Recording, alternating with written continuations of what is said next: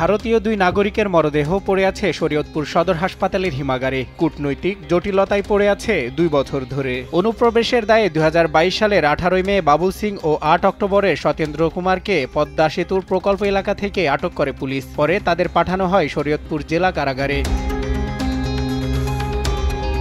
2023 সালের 18 জানুয়ারি সত্যেন্দ্র কুমার জেলা কারাগারে মারা যান। কিছুদিন পর 15 এপ্রিল রাতে বাবুল সিং অসুস্থ হয়ে চিকিৎসাধীন অবস্থায় মারা যায়। এরপর থেকে মরদেহ দুটি সদর হাসপাতালের ফ্রিজে রাখা হয়। মরদেহের নিরাপত্তায় 24 ঘন্টায় পাহারায় থাকছেন কারা কর্তৃপক্ষের প্রহরী ও হাসপাতালের একজন ডোম।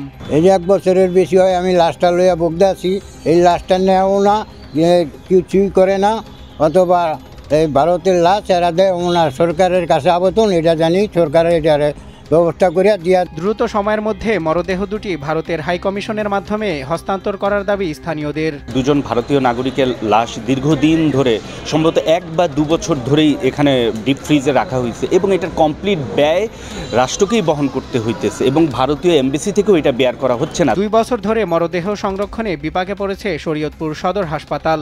এতে সরকারের ব্যয় হয়েছে প্রায় 24 লাখ টাকা, যার মধ্যে কারা কর্তৃপক্ষ 9,70,000 টাকা পরিশোধ করলেও হাসপাতাল কর্তৃপক্ষের পাওনা প্রায় 14 লাখ টাকা। মরদেহ দ্রুত অপসারণই হবে হাসপাতালের জন্য মঙ্গলজনক।